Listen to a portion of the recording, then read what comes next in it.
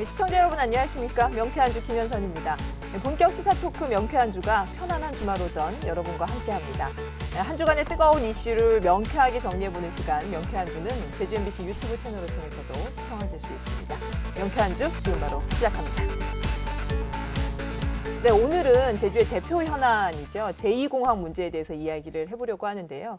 최근에 제2공항 건설 찬반을 놓고 도내 이제 민심을 묻는 여론조사를 진행하기로 결정을 했죠. 예, 그 이야기를 오늘 해보려고 합니다. 오늘 전현직 기자들과 함께 여론조사와 관련된 어떤 전망 그리고 쟁점들 이야기 나누도록 하겠습니다. 반갑습니다. 안녕하세요. 네. 하다 보니까 이런 조합으로 방송도 다 하게 되는군요. 저희가 또. 네. 오늘 이제 처음 이 자리에 하신 분도 계시고, 종종 이제 단골로 나오시는 우리 고 기자님도 계시고 잘 이야기해 보도록 하죠. 예. 우여곡절 끝에 이제 그 제2공항과 관련된 의견 수렴 합의하기로 하고 그리고 방식을 여론조사로 하기로 했습니다. 그런데 이게 뭐 제주도나 의회가 하는 게 아니라 도내 9개 언론사가 함께 컨소시엄을 구성을 해서 여론조사를 진행하기로 했어요. 언론사가 왜 이 제2공항 찬반을 묻는 여론조사를 하게 됐는지 뭔가 구조적인 문제도 있고요. 연유들이 있을 텐데 고 기자님이 좀 그 이야기를 먼저 시작을 해주실까요? 예. 네, 제가 당사자가 아니지만 제가 이 설명을 해야 되는군요. 네. 네, 사실 그렇습니다. 이번 제2공항 관련해서 찬반을 묻는 여론조사에서 가장 중요했던 문제가 안심번호를 발급받는 것이었거든요. 이게 왜냐하면 공정성과 객관성 이런 것들을 담보하기 위해서 하는 거였는데 사실 여론조사는 안심번호를 받지 않아도 가능은 합니다. 네, 이제 뭐 취재를 하시고 보도를 하셨지만 그렇기 때문에 굉장히 시간과 비용이 너무 오래 걸리기도 하거니와 그 결과에 대한 신뢰성을 담보할 수 없기 때문에 안심번호를 발급받아서 하자 이렇게 된 건데 사실 안심번호라는 게 이제 전에도 한번 말씀을 드린 적이 있지만 050으로 시작되는 11자리의 그 약간 의미가 없는 난수의 조합이라고 할 수 있습니다. 근데 이게 정치권에서 이제 2015년에 공직선거법을 그때 개정을 하면서 여론조사의 공정성을 기하기 위해서 이 안심번호를 법제화해서 이제 사용할 수 있게끔 만들었어요. 그래서 현행 공직법에 따르면은 일단 국회에서 의석을 가진 정당이 당내 경선을 할 때 이 안심번호를 이동통신사로부터 받아가지고 사용할 수 있고 두 번째로는 이제 선거 여론기관이 공표 또는 보도를 목적으로 여론조사를 진행할 때 사용할 수 있는데 아시는 것처럼 이번 도민 여론조사를 당초에 주관하기로 했던 기관인 제주도와 제주도의회는 이 어느 곳에도 지금 해당할 수 없다는 거죠. 그래서 결국 보도를 위해서는 선거 여론조사 기관에 의뢰를 할 수 있는 곳이 어디냐? 언론사다. 그래서 이제 이번 조사는 이제 이렇게 제주도와 제주도의회가 당초 하려고 했으나 이걸 못하고 언론사로 의뢰를 하게 되었다. 이렇게 됐다는 겁니다. 네. 그 안심번호 문제는 제가 뭐 좀 취재를 해서 저도 이제 그 느낀 점이 있는데, 예, 이 부분이 사실은 과거에 이제 그 정책 조사를 다 제주도라든지 지자체에서 했었어요. 근데 그때는 유선 전화로 했었죠. 그래서 기억하실런지 모르겠습니다만 제주 해군기지 지금 강정마을 그 선정된 그 당시에도 유선 전화로 제주도가 여론조사를 해서 가장 찬성률이 높았던 서귀포시 대천동을 입주로 선정을 했었고 그 이후에 영리병원 내국인 법인을 허용할 것인지 이 문제에 대해서도 제주도가 직접 여론조사를 했었습니다. 그런데 저는 이 문제가 사실은 시대가 바뀌었는데 아까 말씀하셨듯이 정치권이 법을 바꾸지 않았기 때문에 생기는 문제라고 생각을 하거든요.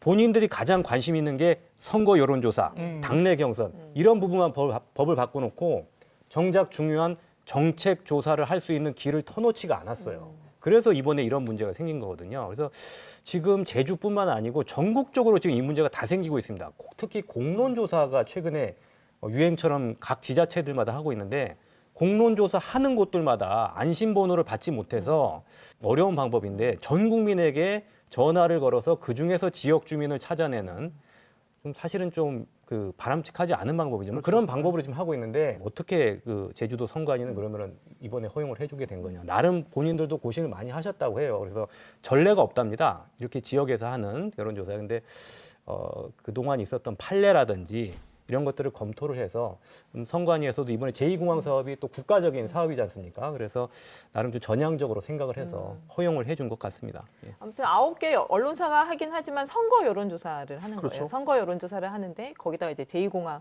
찬반을 묻는 형태의 문항을 들어가는 형태로 했기 때문에 사실 안심번호를 받을 수 그러니까 있는. 이제 안심번호가 아까 제가 난수의 형식으로 돼 있다고 말씀드리지 않았습니까? 그거 외에 이동통신 사업자가 제공하는 3가지 정보가 있다고 합니다. 그러니까 연령, 그리고 저 성별, 네. 그리고 이제 살고 있는 거주지. 지역. 예. 그러니까 옆에 이제 이인 기자님 계시지만 뭐 예를 들어서 이제 이인 기자와 관련한 안심번호가 주어진다 그러면 적어도 남성이고 50대 남성이고 이제 제주시 삼양동에 산다는 네. 이 정도 정보가 지금 함께 주어진다는 거죠. 40대. 아, 40대. 아, 죄송합니다. 40대. 네. 예, 그래서 안심번호를 받고 이제 진행을 하는데 아무튼 그런 물리적인 문제가 있어서 이제 언론사들이 사실은 이제 나서게 된 건데 그래도 언론사가 주관하는 부분에 있어서 여러 가지 시각들이 있을 수 있을 것 같아요. 뭐 이런 상황들이 있기는 하지만 좀 평가들이 있을 건데 좀 어떻게 평가를 하세요? 이번 9개 언론사들이 이런 정책 결정 부분에 이제 나서서 여론조사를 하게 된 부분들. 네. 그 9개 언론사에 이제 속해 있기 때문에 네. 말씀을 드리면 사실 그 언론사 내부에서도 고민이 많았었어요. 그러니까 왜냐하면 그 찬반 갈등에 휘말려서 어떤 또 그런 여러 가지 문제점들에 우리가 같이 휘말리는 상황이 되기 때문에 참 고민이 컸었죠. 그래서 그 제주 기자협회 그리고 각 언론사 내부에서 치열한 토론이 있었습니다. 근데 이제 그래도 갈등 해소의 전기를 마련할 수 있는 방법으로 여론조사가 결정이 됐는데 그걸 우리가 외면할 수 있느냐. 그래서 도회나 도가 이제 요청한 것에 대해서 치열한 토론 끝에 이제 받아준 거죠. 그러니까 수용을 한 거죠. 그래서 공익적인 측면이 더 크기 때문에 그렇게 하는 게 좋겠다라는 그런 어떤 것이었습니다. 예. 그러니까 다만 저는 좀 약간 좀 안타까운 거는 좀 그겁니다. 예를 들어서 아까 도민 갈등 해소를 위해서 도내 9개 언론사가 이제 공동으로 컨소시엄 형태로 추진한다고 하지만 어쨌든 이 여론조사의 결정과 관련해 가지고 행여나 이게 우리가 5년 후든 10년 후든 장기적으로 봤을 때 뭔가 우리 제주의 어떤 항공 인프라와 관련된 부분에서 뭔가 야 그때 여론조사에서 좀 너무 성급하고 잘못된 결정을 내린 게 아닌가라는 혹시 어떤 반론의 이야기가 뭐 평가가 나오게 되면은 그때는 이 9개 언론사들이 이 부분에 대해서는 좀 어떻게 좀 받아들여야 될지 좀 그 부분에 대해서 좀 한번 고민을 해봐야 될 것 같습니다. 근데 이제 이번 여론조사를 어떻게 시행할 건지를 보면 조금 저 질문에 해답이 좀 될 수도 있을 것 같거든요. 지금 뭐 아무튼 그 언론사들의 어떤 주관적인 견해나 이런 것들이 사실은 문항에 거의 들어가 있지 않아요. 도와 의회가 지금 그런 내용들을 좀 소개를 하면 좋을 것 같은데요. 예. 주인호 기자가 그 뭐 그래서 여론조사 이번에 어떻게 이제 문항 시행될지 얘기를 자체도 해볼까요? 예. 굉장히 그 도와 도의회가 그 합의한 문항을 이제 수용을 해서 네. 하기로 했고 어떤 그 질문도 굉장히 단순하게 해서 국토교통부가 성산읍 지역에 추진하려는 제주 제2공항에 대해서 뭐 찬성하느냐 반대하느냐 딱 2가지로 묻기로 했거든요. 그리고 사전에 어떤 그 안내 멘트라고 하죠. 그런 부분도 뭐 도의회와 도가 협의하는 과정에서는 논의가 됐었는데 그 부분도 어떤 선입견을 줄 수 있다는 문제 때문에 일단 배제는 했습니다. 근데 저는 사실 개인적으로 생각했을 땐 뭐 바람직한 모양새는 아니라고 봐요. 사실 이런 부분을 하려면 언론사보다는 아까도 말씀드렸지만 뭐 지자체라든지 아니면 공론화 위원회라든지 그런 곳에서 하는 게 가장 좋겠죠. 그래서 앞으로 그 좀 법률적으로 좀 개정이 돼서 정책 조사를 할 수 있도록 그런 길을 좀 터주고 이번 조사가 언론사가 참여하는 마지막 여론조사가 됐으면 하는 바람입니다. 그러니까 안심번호를 그 네. 정책조사에도 쓸 수 네. 있도록 제공하는 그런 법 개정들이 돼야 된다는 얘기거든요. 네, 이제 결론- 고질 기자님 이제 말씀하시죠. 말씀으로 보면 아까 이제 미래 그러니까 이렇게 너네가 이제 책임질 수 있느냐라는 어떤 그런 질문인 것 같은데요. 그 부분은 그러니까 사실 이제 아까도 설명을 해주셨지만 네. 도나 도의회가 조사를 할 수 없으니 좀 해달라라고 요청을 한 거거든요. 요청을 한 거죠. 그래서 네. 저는 이제 그 요청에 따라서 이제 그 조사를 대신 해주는 거죠. 어떻게 보면 네, 네. 그런 상황이라는 걸 좀 이해해 주시고 예. 너네가 책임질 거냐 이런 부분들은 좀 서서히 좀 발동을 거시네요. 과도한 네. 그런 어떤 주장인 것 같습니다. 사실 이게 조사는 사실- 그 네. 전문 기관에서 합니다. 언론사가 네, 하는 게 네, 아니고 맞습니다. 예. 여론조사 단지 업체에 이제 맡겨서. 의뢰를 하는 곳이 어디냐일 뿐인데 지금 현행 법상에 공무원이 이걸 의뢰를 할 수 없기 때문에 네. 이제 언론사가 하는 것뿐이죠. 여론조사는 그럼 언제 어떻게 그 기본적인 내용도 좀 이야기를 해볼까요? 예, 며칠 날 그러니까 조사를 제주도 하고. 기자협회 소속 9개 언론사죠. 9개 언론사가 뭐 언론사 이름 다 말할 필요는 겠죠? 네. 뭐 말해 주시죠. 네, 우리 지금 MBC하고 그리고 CBS 네. 그리고 KBS, 네. KCTV, JIBS, 연합뉴스, 네. 재민일보, 제주일보, 한라일보 이렇게 네. 9개 사입니다. 조사는 15일부터 17일까지. 그러니까 설 연휴 직후가 설 되는 바로 이제 연휴 직후가 되겠죠. 그때 실시를 하고 여론조사 기관은 두 곳에서 합니다. 네. 그래서 동시에. 각각 2,000명씩. 제주도민 전체 조사 2,000명씩 그리고 성산읍 별도 주민 500명씩 이런 식으로 두 개 기관에서 하는 거고요. 결과는 18일 날 나오게 됩니다. 그래서 18일 저녁 8시에 언론사들이 보도를 하기로 네. 했고요. 그 여론조사 결과에 대해서는 이제 제주도의 보도 이후에 이제 제출이 되고 그리고 또 도나 도의회가 국토부에도 전달을 하게 됩니다. 예. 네. 예. 아무튼 이제 그 공정성을 기하기 위해서 사실은 공정하게 진행이 돼야 결과에 대한 수용성이 높아질 수밖에 없기 때문에 일단 조사도 두 개 업체에 맡기기는 하지만 동시에 진행을 하고 문항도 사실 이제 앞뒤에 어떤 문항이 연결되느냐 문구에 따라서도 이제 같은 현안에 대해서도 상이한 결과가 나올 수 있기 때문에 도랑 의회 등이 참여하는 여론조사 공정관리 공동위원회라는 게 네, 있어요. 맞습니다. 거기서 정한 문구 그대로를 수용을 하고 좀 여러 가지에 좀 신경을 썼다는 점 이야기를 드리고요. 그래서 그 이제 두 가지인데요. 그러니까 안심번호를 발급받으려면 선거 관련 질문이 있어야 되니까 그 네. 선거 관련 질문이 하나 있고 그리고 찬성과 반대만을 묻는 성산읍이 제2공항 후보지로 됐는데 이것에 대해서 찬성하냐 반대하느냐 그러니까 이 두 가지만 묻게 돼 있습니다. 아까 뭐 단순하게. 설명해 주셨지만 거주지라든가 성별 이런 것들은 또 이제 당연히 네, 들어가야 될 기본적인 사항들은 그래서 들어가요. 두 가지만 이게 질문하게 돼 있습니다. 네, 그만큼 이제 도민 여러분들도 많이 참여를 해주시고 공정하고 객관적으로 진행이 돼야 될 텐데요. 이제 여론조사가 이제 설 직후에 이루어지는데 사실 그간에 이 여론조사 오기까지 지난한 과정들이 있었어요. 작년에 이제 저희가 이제 그 제2공항을 둘러싼 찬반 쟁점들을 토론하는 네 차례의 토론회가 있었고 이후에 다시 그 현공항 확충 방안 가능성에 중점적으로 하는 끝장 토론회 또 두 차례가 있었거든요. 그래서 여론조사 전에 그 토론회 과정에서 나온 어떤 찬반 논란의 쟁점들을 좀 우리가 객관적으로 좀 정리를 하면 도민들이 어떤 찬성 반대 입장을 정리하는 데 좀 도움이 되지 않을까 싶어서 네. 오늘 이제 저희가 기자분들을 부른 이유도 그거예요. 좀 객관적으로 그간의 쟁점들을 좀 정리를 해보자라는 측면에서 불렀는데요. 저희가 이제 여름에 7월 달에 세 차례, 그러니까 네 차례의 토론회가 있었어요. 첫 번째는 이제 공항 인프라를 확충할 것이냐 말 것이냐. 두 번째는 현공항을 확충하는 걸로 부족할까? 그다음 세 번째는 그럼 성산이라는 입지는 타당한가? 이렇게 네. 세 차례의 주제 토론회가 있었고 마지막에 종합 토론회가 있었는데요. 그 1, 2, 3차 토론회에 대한 쟁점부터 좀 정리를 하고 넘어가도록 하겠습니다. 자, 가장 먼저 열린 이제 공항 인프라 필요성에 대한 토론회.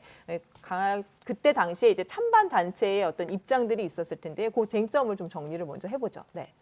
그러니까 가장 먼저 기본적으로 논란이 됐던 게 과연 제주도에 공항이 더 필요한가? 이 부분이거든요. 공항 인프라 필요성 부분인데 간단히 말하면 제주도에 현재 그 작년에 좀 관광객이 줄었습니다만은 어찌됐건 코로나 이전까지만 해도 1,500만 명까지 늘어났었죠. 과연 이 제주도 관광객이 얼마까지 늘어날 것인가?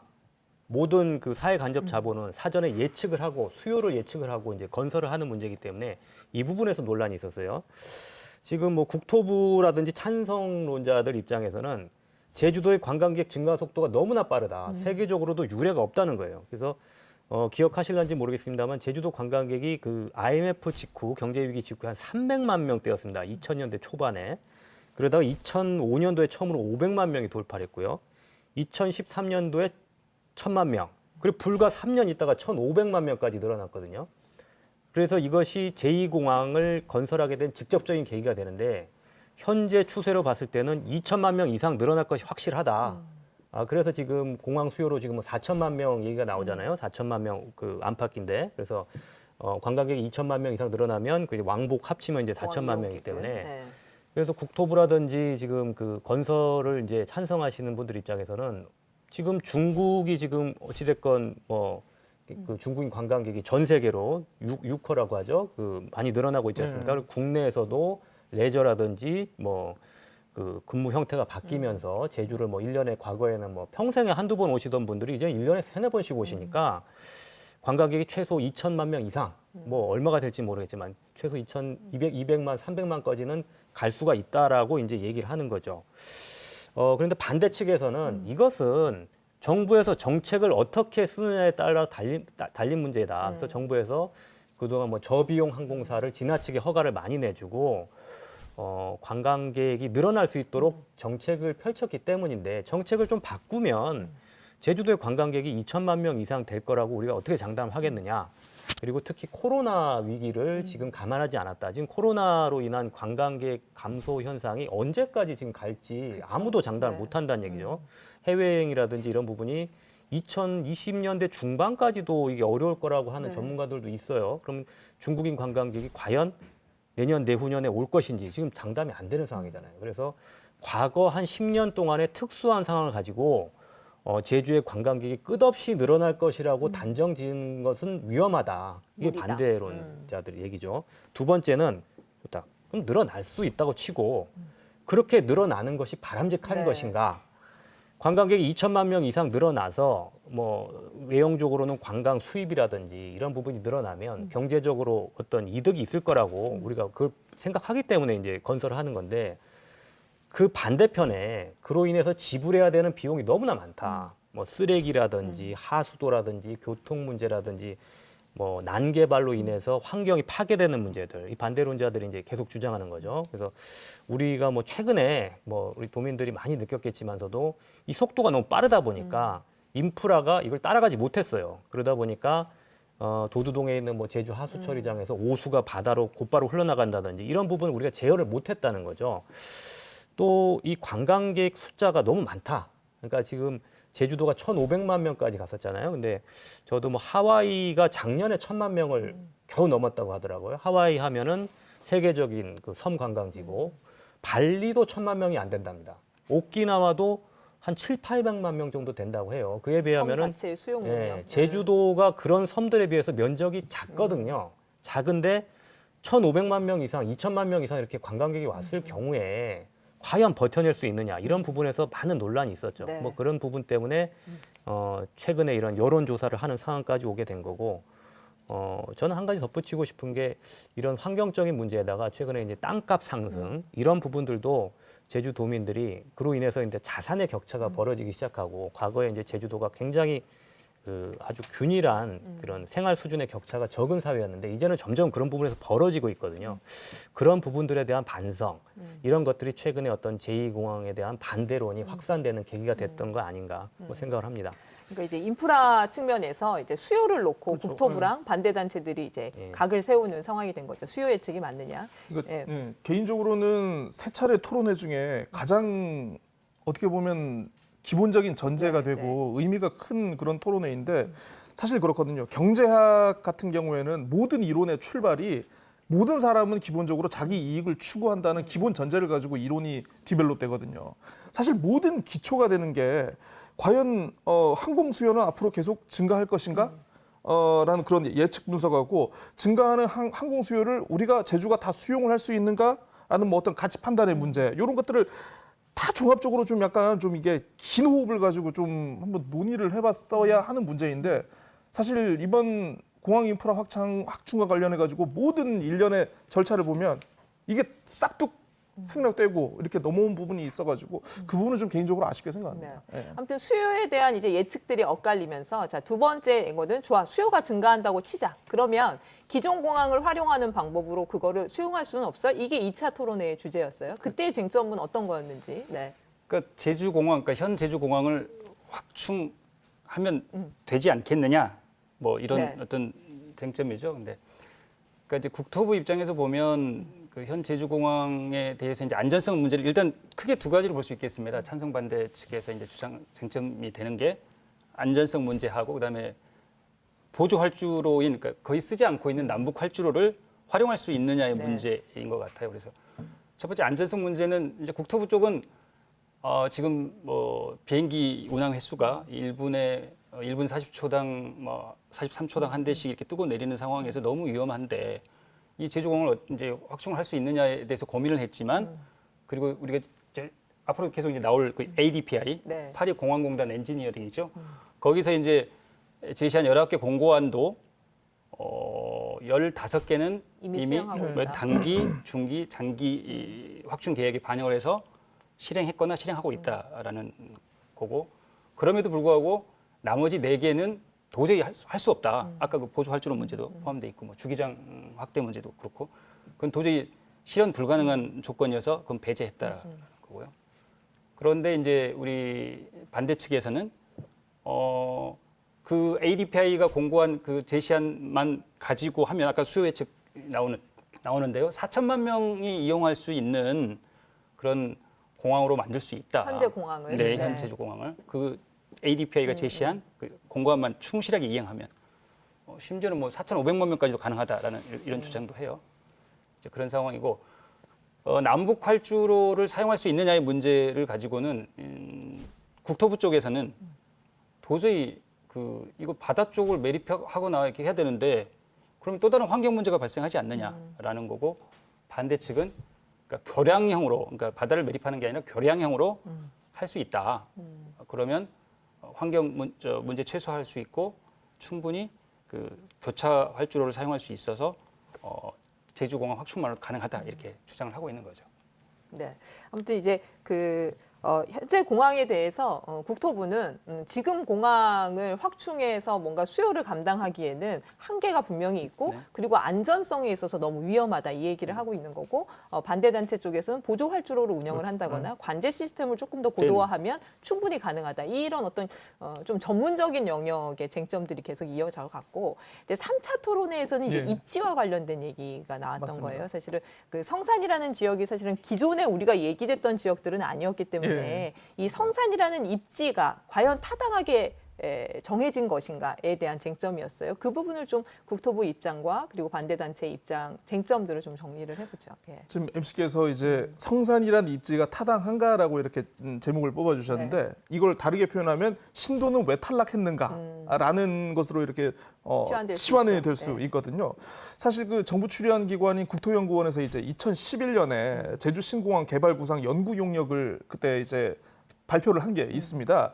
그 당시 보고서에 나온 이제 최종 후보지 4곳이 김영, 신도, 그리고 성산읍 신산, 그리고 남원읍 위미리. 이게 2015년에 나온 최종 후보지 4곳과 같아요. 그러니까 2011년에 그때 이제 국토연구원 자료에서는 4곳 가운데 신도리가 가장 입지가 좋다라는 그런 결론을 내렸는데 이게 불과 이제 4년 사이에 이제 그 새로 나오면서 이제 신도 대신에 이제 성산읍 이제 신산리 일대가 가장 위치가 좋다고 이렇게 한 거죠. 그래서 이것과 관련해 가지고 아마 저 비상도민 회의에서 많이 문제 제기를 했습니다. 어떻게 입지 평가를 어떻게 했길래 이렇게 전혀 불과 3, 4년 만에 상반된 결과가 나올 수가 있는 것이냐라고 얘기를 했는데 국토부는 일단은 도내 모든 신공항 후보지 31곳 네, 이거 아이스크림도 아니고 31곳을 두고 이제 3단계에 걸쳐서 평가를 진행을 했다고 합니다. 그래서 진행될 때마다 전 단계보다 좀 약간 기준을 좀 단계를 좀 높여가지고 이렇게 좀 약간 압박 면접을 하듯이 이렇게 세부적으로 구체적으로 평가를 했고 특히 안전 그리고 환경 관련 항목에 높은 가중치를 두고 평가한 결과 신도리 후보지 같은 경우에는 활주로 그러니까 기존에 있던 그 활주로 방향이 좀 약간 일부 오름이나 자연 지물에 저촉이 돼가지고 비행 안전을 위한 최적화를 그러니까 약간 활주로를 틀었는데 활주로를 틀어 보니까 소음 피해 지역이 너무 많더라 기존보다. 그래서 그 부분에 있어가지고 성산읍에 좀 약간 미치지 못한다라는 그런 결론을 내렸다라고 합니다. 그래서 이에 대해서 이제 비상도민회의 쪽은 이 후보지의 그 위치와 방향을 일부러 용역진이 고의로 변경을 해가지고 떨어뜨렸다. 성산읍을 일부러 최종 후보지로 선정하기 위한 어떻게 보면은 평가자의 주관적인 개입이나 인위적인 개입이 들어간 게 아니냐 이렇게 주장을 하고 있고요. 그래서 오히려 이제 비상도민회의 같은 경우에는 신도리 후보지를 차라리 해안 쪽으로 옮기면은 여기 모든 최종 후보지, 그러니까 모든 31개 후보지 가운데 가장 좋은 곳이 나오는데 국토부가 이 좋은 곳을 일부러 외면하고 있다. 이렇게 주장을 하고 있는 겁니다. 네. 이 1, 2, 3차 토론회 과정에서 제일 핵심은 이제 ADPI 보고서가 등장을 하죠. 아까 이제 이인 기자께서 이야기한 현공항 확충 가능성에 대한 이야기들을 하면서 ADPI 보고서에서 기존 공항을 확충할 수 있는 여러 가지 대안을 제시를 했고 그것만으로 보면 국토부에서 주장하는 그 4,500만까지의 수요를 감당할 수 있다는 보고서가 있는데 이 내용들이 뭐 은폐가 됐다, 맞냐, 검증을 하자 얘기를 하다가 결국은 끝장 토론회 방식으로 결정이 되었어요. 그래서 두 차례에 걸쳐서 4시간의 토론회가 이루어졌는데 그 토론회에서 나온 쟁점들을 좀 정리를 해보면 거의 이제 그 찬반 논란의 쟁점들이 정리가 될 것 같은데요. 먼저 그 국토부 주장을 좀 이야기를 해보죠. ADPI 보고서가 국토부는 사실은 실현 불가능한 보고서였다, 아이디어 차원이었다 이런 표현들을 했거든요. 국토부의 주장의 내용은 어떤 것들이었나요? 그러니까 이제 ADPI가 프랑스 파리 공항공단이잖아요. 그래서 여기서 이제 제주 공항의 수용 능력을 늘릴 수 있는 시나리오를 이제 제시를 했습니다. 근데 이 보고서가 뭐 그동안 몇 년 동안 계속 이제 뉴스에 나오고 해서 뭐 아시는 분도 계시겠지만서도 이 보고서의 성격부터 일단은 이제 문제가 됐어요. 그래서 국토부 얘기는 뭐냐면은 그 당시에 이제 지금 프랑스 파리 공항공단 ADPI가 유명해진 게 그 제주와 마찬가지로 그 김해신공항 당시에 용역을 맡았죠. 그래서 그 당시 책임자가 와서 이제 우리나라에 와서 기자회견도 하면서 여러 가지 이제 영남권 신공항 대안 중에 김해공항을 확장하는 방안이 최선이다라고 이제 발표를 했고 뭐 그로 인해서 우리나라에도 알려졌었는데 영남권하고 다른 게 제주에서는 ADPI한테 큰 역할을 맡기지 않았다. 예? 아주 제주 공항을 단기적으로 확장할 수 있는 방법이 무언지 그 부분에 한정해서 이제 용역을 줬다는 거예요. 국토부에서는. 그래서 그 당시에 그 국토부 입장은 뭐냐면은 제주의 공항을 새로 이제 확충하면서 가장 어려운 게 뭐냐? 다른 곳과 달리 이미 제주는 포화가 이미 된 상태였다는 거죠. 2015년 당시에 이미 제주 공항의 수용 능력이 완전히 거의 포화가 된 상태여서 더 이상 버티기 어려운 상황이었기 때문에 새로운 공항을 만들건 제주 공항 확장하건 그 시기는 2025년, 뭐 늦어지면 2030년이 될 수도 있는데 그때까지 어떻게 버틸 것인가에 대해서 별도의 용역을 줬다는 거예요. 국토부 입장은. 그래서 실제로 그 당시에 이제 그 제2공항 발표를 하면서 동시에 현 제주공항을 단기 확충 방안을 같이 발표를 합니다. 그래서 국토부는 ADPI에게 그런 역할을 한정해서 맡겼다고 지금 얘기하는 거고요. 그래서 실제로 보고서도 제가 이렇게 보니까 뭐 제목이 뭐냐면 테크니컬 어시스턴스입니다. 기술적 지원이라는 거예요. 자기네들이 이 용역 전체를 ADPI는 제2공항이라든지 신공항이라든지 다른 대안은 보지 않았어요. 제주공항을 어떻게 중단기적으로 수용 능력을 확장할 것인지에 대한 부분에 대해서 이제 그 대안을 제시를 했고요. 3가지 대안을 제시합니다. 3가지 대안을 제시해서 첫 번째가 기존 활주로에 뭐 유도로라든지 기존 활주로에 뭐 그 대기 공간 같은 거 늘려서 기존 활주로를 최대한 활용하면서 버틸 수 있는 방법. 그 1번이고요. 단서를 달아요. 이거 해도 2020년 넘어가면 더 이상 어렵다. 두 번째가 현재 활주로하고 평행해서 한 200m 정도 떨어진 곳에 바다까지는 나가지 않고 현재 도두동 그런 지역이 되겠죠. 거기다가 평에서 활주로를 하나를 더 만들어라. 그게 이제 두 번째 대안이고. 근데 두 번째 대안에서 단서가 붙었더라고요. 이것을 당신네들이 2020년까지 하기에는 시간이 매우 모자랄 것이어서 그런 부분은 어려울 거다. 세 번째가 그래서 가장 큰 논란이 됐던 게 뭡니까? 남북 활주로 얘기를 합니다. 당신들이 지금 현재 활주로로도 한계가 있고 2020년이 넘어가면 활주로 하나 더 만든다는 것도 쉽지가 않기 때문에 그렇다면 기존에 남북 활주로라는 것이 제주공항에 있던데 최근에 얘기도 나왔지만 뉴욕의 라과디아 공항이라고 있거든요. 거기도 이제 그 교차하는 활주로 있는 공항이 있다고 해요. 그래서 그런 사례를 들면서 여기를 최대한 활용하면 좀 수용 능력을 늘릴 수 있지 않겠느냐. 근데 어떤 경우든지 빨리 착수해라. 그래야 현재의 그 속도를 이제 따라잡을 수 있다. 그리고 그래서 ADPI는 3가지 대안을 제시를 하고 한국 정부라든지 제주도가 선택을 하도록 자유롭게 제시를 한 거예요. 제시를 하고 어떤 대안을 하라고 강제하진 않았습니다. 또 그런 위치에 있지도 않았던 걸로 보이긴 해요. 그런데 보고서가 이제 그 제주공항 부분에 이제 그 확충할 수 있는데 제2공항을 반대하는 반대론자들이 그럼 제2공항을 반대하면 그럼 어떻게 하자는 거냐 이제 역공을 당하니까 기존 공항을 확충하는 방법이 있다고 하면서 이 부분이 다시 이제 부각이 됐죠. 그래서 국토부의 입장은 이 3가지 대안을 받았으나 자체적으로 검토를 한 결과 활주로를 인근에 하나를 더 만든다든지 남북 활주로를 만드는 방법은 우리도 검토를 해봤지만 불가능하다고 결론을 내렸다. 그래서 첫 번째 대안, 첫 번째 옵션이었던 기존 활주로를 보완하는 방법을 제주공항 중단기 확충 방안에 포함시켰다. 이게 국토부의 입장입니다. 네.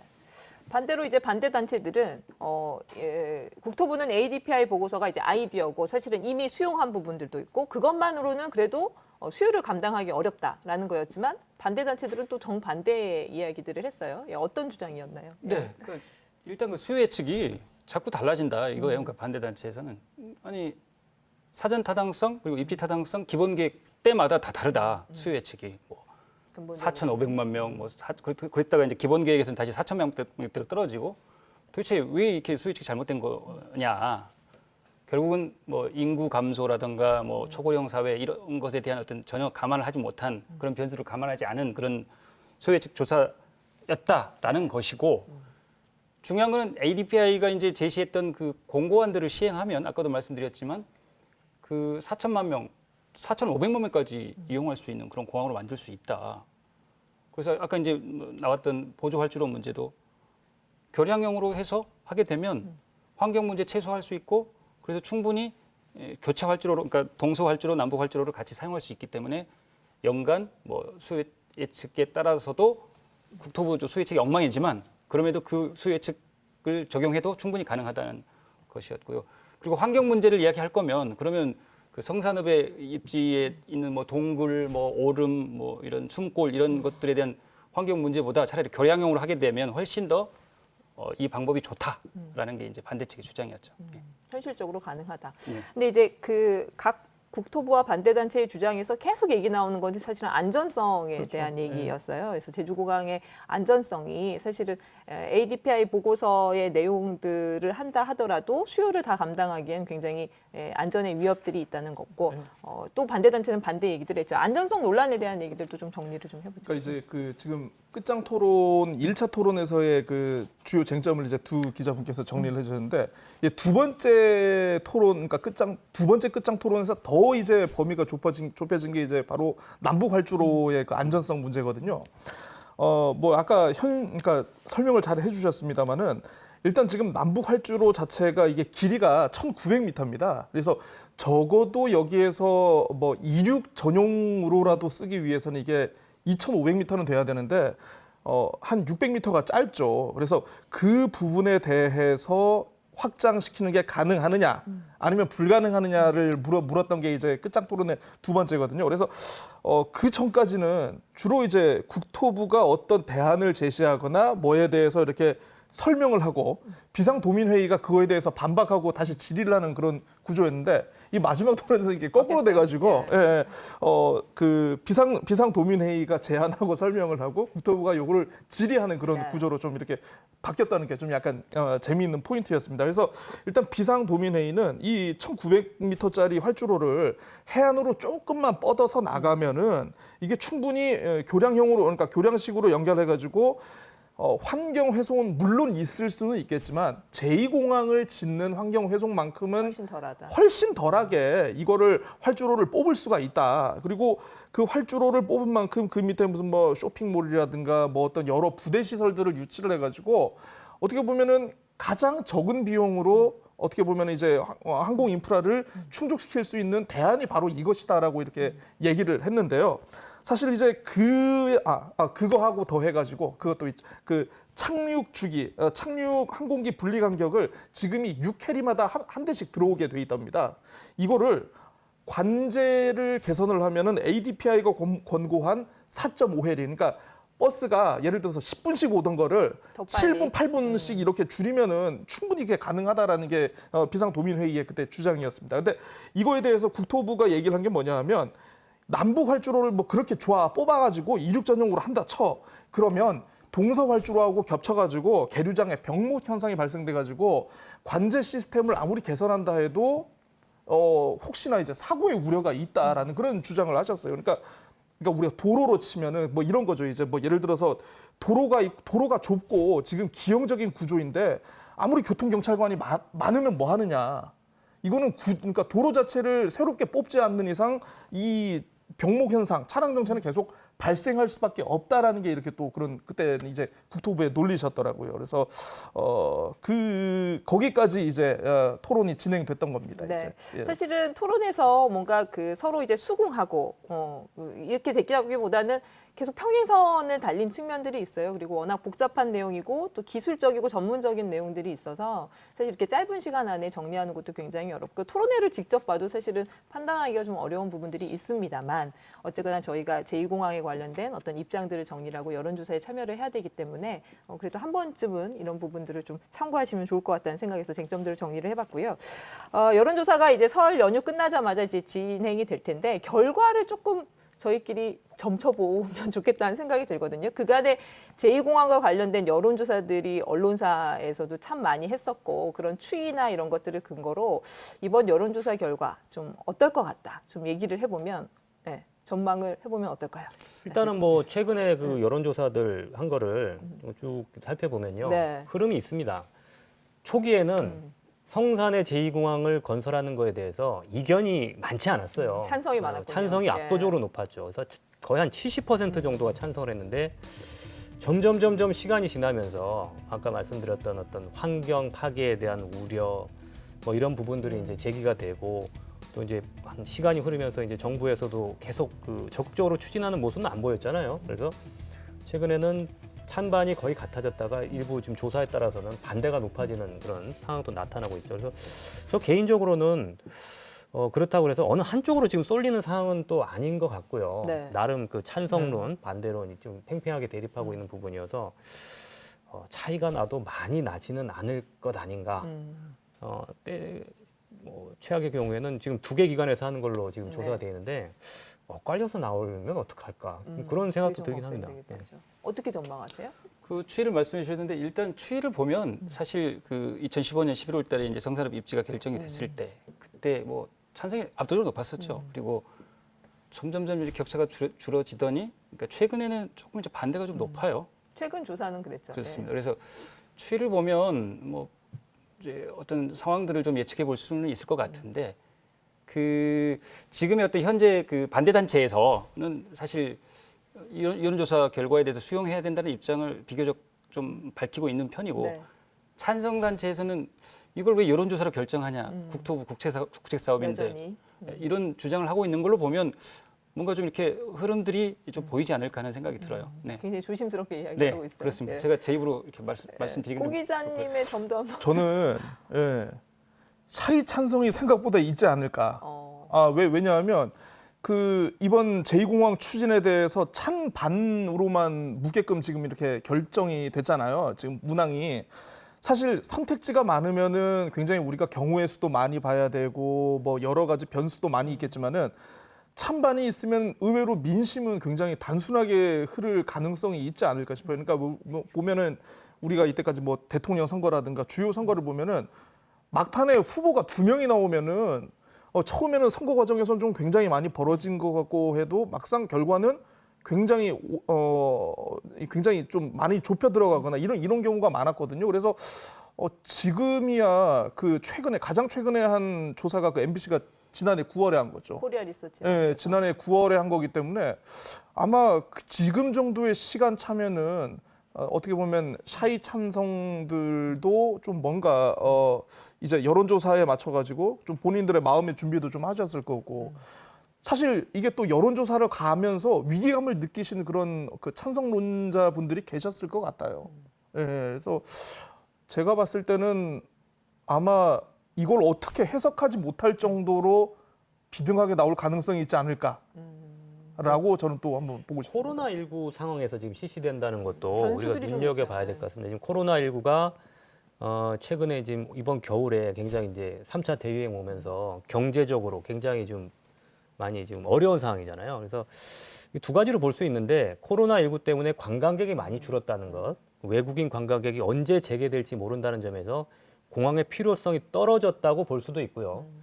2번째는 과거에 저희도 여론조사를 해보면 경제적으로 어려운 시기에는 우리 국민들이 뭔가 좀 새로운 어떤 돌파구 이런 부분을 또 원하는 경우들이 있어요. 그래서 과거에 예전에 뭐 그 영리병원 문제 뭐 이런 부분들을 여론조사를 해보면 흐름이 어떤 그 금융위기라든지 이런 부분 때문에 경제적으로 어려웠을 때는 찬성이 좀 약간 높아지는 그런 그 특성도 있었기 때문에 이 코로나19가 어찌됐건 지금 현재 우리 한국 사회를 지배하는 가장 큰 지금 이슈 아니겠습니까? 이 부분이 어떻게 작용할 것인지는 좀 봐야 될 것 같습니다. 그 이런 또 부분도 있을 것 같아요. 그러니까 큰 틀에서 그 환경 파괴되는 거 싫어. 그래서 반대. 균형 발전 지역 경제를 위해서는 또 해야 되는 거 아니야? 찬성. 이제 이런 어떤 큰 개념의 찬반도 있겠지만 최근에 어떤 그 도민들 내지는 국민들의 어떤 생각들이 자기 어떤 실생활에 어떤 영향을 끼치는 것에 대해서 영향. 민감해요. 예. 예전에는 그렇지 않았어요. 그러니까 예.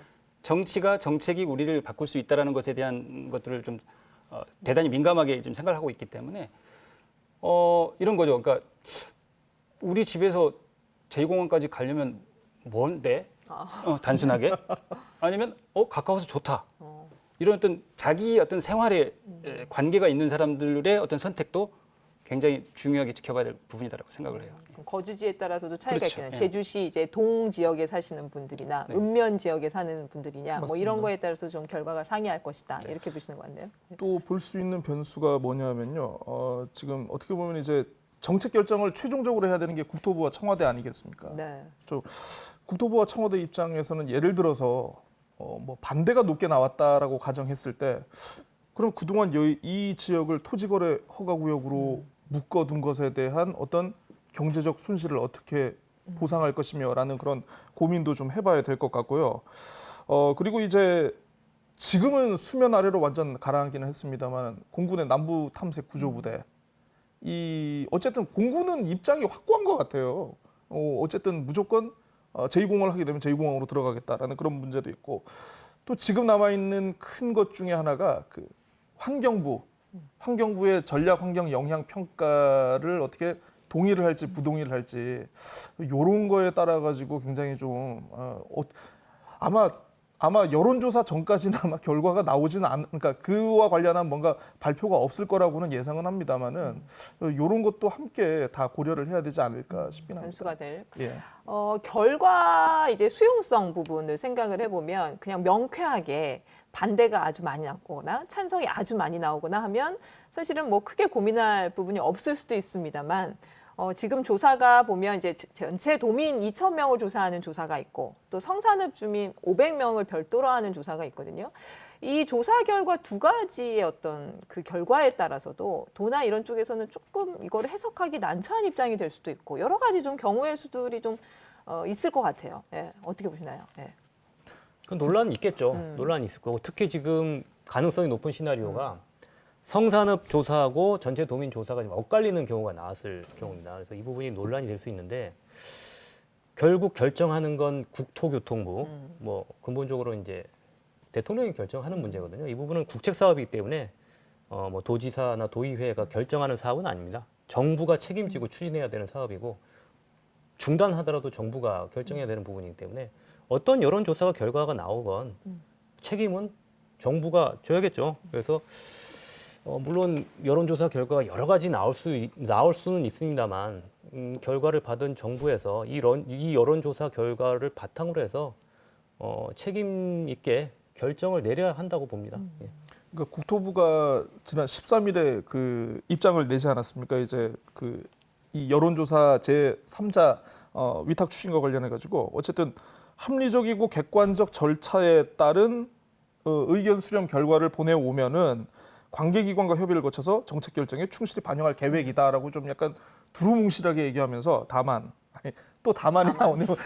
갑자기 그분이 생각나는데 예. 다만 반대 비율이 찬성보다 1%라도 높으면 사업을 추진하지 않겠다고 한 것은 사실이 아니다. 사실이 아니다. 예, 사실이 아니다라고 얘기를 했기 때문에 어쨌든 이게 아까도 이제 말씀을 하셨지만은 누가 봐도 확실한 격차로 벌어지지 않으면은 그때부터는 굉장히 이제는 팩트의 영역이 아니고 이제 해석의 영역, 신념의 영역으로 들어가서 굉장히 어떻게 보면 사태가 좀 약간 앞으로 전개가 더 복잡해지지 않을까 이런 우려도 좀 됩니다. 그러니까 그 국토부 말이 좀 애매하거든요. 뭐 다만도 붙어 있지만 그 다만 전에 그 정책 결정에 충실히 반영하겠다 이 말도 사실 애매해요. 그러니까 확실하게 뭐 1% 차에 불과해도 우리는 그걸 반영하겠다 이게 아니거든요. 그래서 두 가지가 있는데 오차 범위 이내일 경우에 과연 국토부가 이걸 찬성, 반대가 높았을 때 그래서 수용하겠어. 그래서 우리 안 할 거야라고 할 수 있을 건지 하고 그다음에 아까 말씀하셨듯이 두 개 조사가 성산읍 조사하고 전체 도민 조사가 있거든요. 근데 다르게 나올 가능성이 있는데 그러면 어떤 걸 더 참고할 거냐에 대한 것도 국토부가 그 참고 대상으로 할 건지에 대해서 참 고민이 많이 할 거란 말이에요. 그래서 정책 결정에 반영하겠다 이 말이 상당히 애매합니다. 하겠다는 건지 안 하겠다는 건지에 대한 정확한 게 아니어서 여러 가지 변수들을 고려해서 결정을 하겠지만 네. 좀 애매한 표현인 것 같습니다. 근데 저희가 여론조사를 시행하는 이제 가장 큰 목적 중에 하나는 이제 갈등 해소잖아요. 이걸 계기로 좀 그 찬반 소모적인 갈등을 좀 해소하고 어떻게든 결론을 짓자는 건데 여론조사가 예고된 이후에 사실은 찬반 단체들의 여론전도 점점 심화가 되고 있고 그리고 결과가 나온 이후에 이런 부분들을 또 어떻게 봉합할지도 우리 과제예요. 예, 그런 부분에서 잠깐 얘기를 하고 좀 정리를 하도록 하죠. 예. 뭐 결론적으로 승복해야죠.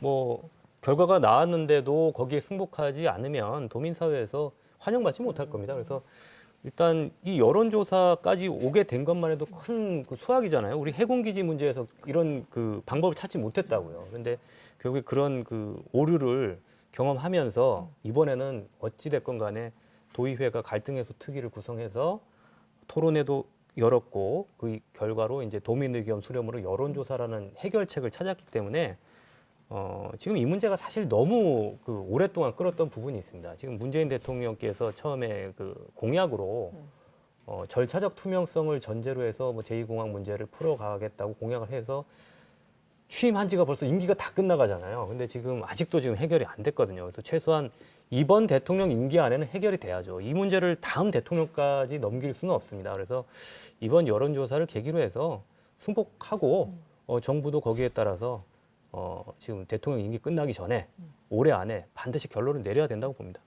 그러니까 지금 원희룡 지사라든가 도정의 입장은 뭐 아무래도 참고용일 뿐이다라는 이야기들을 많이 하거든요. 그리고 도의회에서는 전함수 의장도 이야기했지만 단 1%포인트 차가 돼도 결과에 승복해야 된다라는 입장이고 그래서 그런 측면에서 보면 국토부가 아까의 어떤 그런 변수 오차 범위 그리고 성산업 전체 도민 조사 이 결과가 다를 때의 경우 이걸 판단해서 하겠지만 결국은 조인호 기자 말했던 것처럼 그 승복하는 자세가 필요하지 않을까 해요. 그리고 국토부도 도민자치권이라든가 이런 제주특별자치도인데 도민자치권이라든가 어떤 민주주의 원칙에서 입각해서 좀 판단을 해야 된다고 봐요. 예. 네.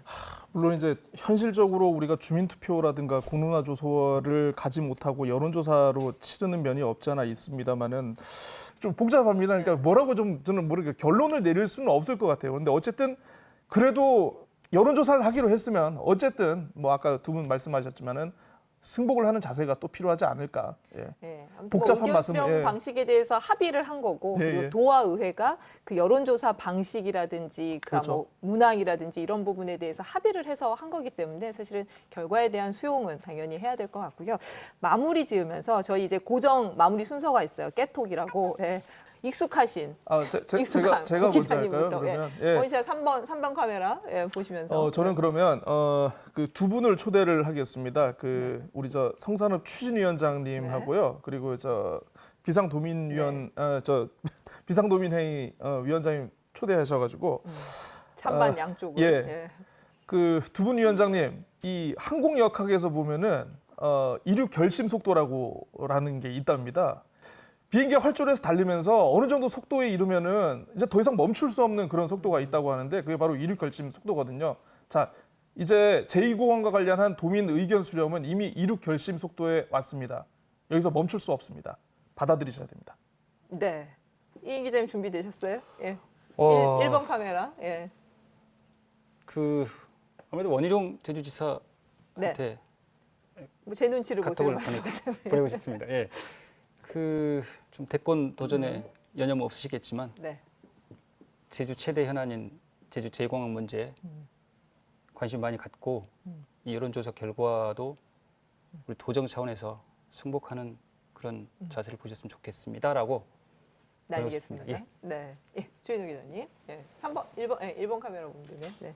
저는 뭐 이 문제 아까부터 말씀드렸지만 문재인 대통령께 말씀드리고 싶은 게 지금 뭐 전국적으로 뭐 가덕도 신공항이다 뭐 그쪽에 지금 많이 얘기들이 되고 있는데 제주도에 관심 가져주시고요. 이번엔 반드시 결단을 내려주십시오.